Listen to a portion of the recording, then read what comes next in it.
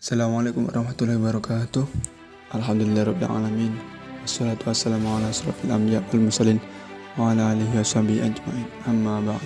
Selamat pagi anak-anak. Bagaimana kabarnya hari ini? Semoga semua dalam keadaan sehat tentunya. Tetap jaga kesehatan dan mematuhi protokol kesehatan ya. Sebelum memulai pembelajaran pada hari ini, marilah kita berdoa bersama dengan membaca surah Al-Fatihah.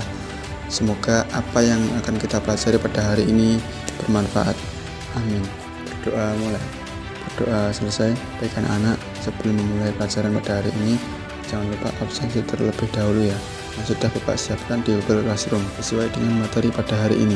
Pertemuan minggu lalu kita sudah mempelajari tentang titik awal dakwah Rasulullah SAW di Madinah dan substansi dakwah Rasulullah SAW di Madinah. Nah, pada hari ini kita akan mempelajari tentang strategi dakwah Rasulullah SAW di Madinah dan keteladanan dakwah Rasulullah SAW di Madinah mulai tahun kedua Hijriah sampai 11 Hijriah. Strategi dakwah Rasulullah SAW di Madinah. Yang pertama, meletakkan dasar-dasar kehidupan bermasyarakat. Sesampainya di Madinah, Nabi segera meletakkan dasar-dasar masyarakat dengan membangun masjid, membangun ukhuwah Islamiyah, atau menjalin persahabatan dengan pihak-pihak yang lain yang non-muslim untuk menjaga stabilitas di Madinah. Strategi berikutnya, surat kepada para raja dengan stempel kenabian ajakan untuk masuk Islam. Yang ketiga, Fathul Mekah, pembebasan kota Mekah. Pada tahun kedua Hijriah, di bulan Ramadan, bertepatan dengan ibadah puasa, dan terjadi perang Badar. Perang pertama pada sejarah Islam bertepatan dengan perintah puasa di bulan Ramadan. Tahun berikutnya, di bulan Syawal, terjadinya perang Uhud. Balasan kaum musyrikin dengan membawa 3.000 pasukan yang dipimpin oleh Khalid bin Walid. Bahkan kaum muslimin membawa 1.000 orang pasukan. Pada awalnya, pasukan muslimin bisa menguasai medan perang. Tapi, berkat kejeliannya Khalid bin Walid muncul dan mengobrak-ngabrik pasukan kaum muslimin, sehingga terjadi kekalahan di perang akibat ketidakamanan pasukan pemanah. Berdasarkan amanah dari Nabi Muhammad SAW, berikut statistik dari perang Uhud. Kaum muslimin mengalami kekalahan, salah satunya yang meninggal dunia adalah paman Nabi yang bernama Hamzah bin Abdul Muthalib. Pada tahun 5 Hijriah terjadinya perang Khandaq. Bani Nadir atau kaum Yahudi berkomplot dengan kaum musyrikin kaum Quraisy. Pasukannya berjumlah 24.000 atas usulan Salman Al-Farisi. Kaum muslimin membuat khandak atau parit atas kehendak Allah. Kaum muslimin diberi kemenangan dalam peperangan ini. Terjadi badai pasir yang ekstrim atas musuh Allah. Selanjutnya pada tahun ke-6 Hijriah, Nabi Muhammad SAW dan 1.000 muslimin berangkat ke Mekah untuk melaksanakan ibadah haji tanpa membawa senjata, hanya berpakaian ihram. Akan tetapi dicegah oleh orang musyrikin dan Utsman bin Affan menjadi delegasi dan perjanjian Hudaybiyah. Berikut isi dari perjanjian Hudaybiyah. Melihat seperti perjanjian Hudaybiyah ini merugikan kaum muslimin, akan tetapi menjadi peluang bagi umat Islam untuk mensyiarkan Islam ke seluruh negeri. Salah satunya adalah keislaman Khalid bin Walid yang kelak menjadi pedang Allah di dalam setiap peperangan. 2 tahun sejak Hudaybiyah sudah berlalu, Islam masuk ke tanah Jazirah Arab.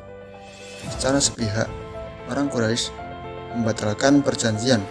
Lalu Nabi Muhammad SAW segera berangkat ke Mekah dengan 10.000 pasukan. Tanpa kesulitan, pasukan Muslim masuk ke kota Mekah dan menghancurkan semua berhala di sana. Setelah itu, Nabi Muhammad SAW berkhutbah. Siapa yang menurunkan pedangnya, aman. Siapa yang masuk Masjidil Haram, aman.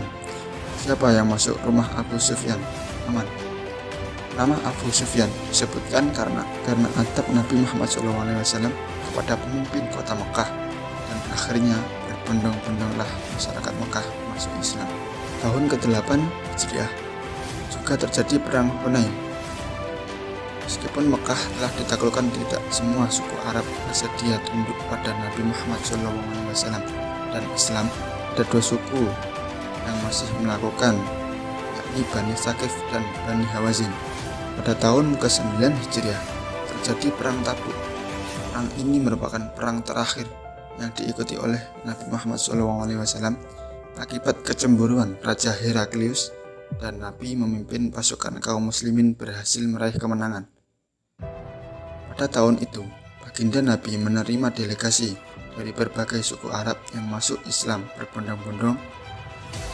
Rasulullah SAW mengirim surat ajakan Islam kepada para raja, semuanya menolak.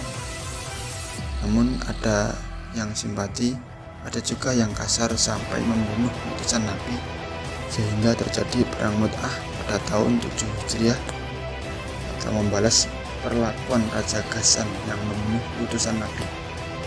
Pada tahun ke-10 Hijriah, Nabi melaksanakan haji wada atau haji terakhir sebagai pesan terakhir dari baginda Nabi SAW. Tahun 11 Hijriah, pada usia 63 tahun, Nabi Muhammad SAW wafat di kota Madinah. Nah, itu tadi pelajaran pendidikan agama Islam selama periode baginda Nabi Muhammad SAW berdakwah di Madinah. Adapun perubahan-perubahan awal yang baginda Nabi lakukan banyak sekali. Yang pertama, kehidupan masa jahiliyah. Kedua, kehidupan orang-orang musyrik yang menyembah patung berhala.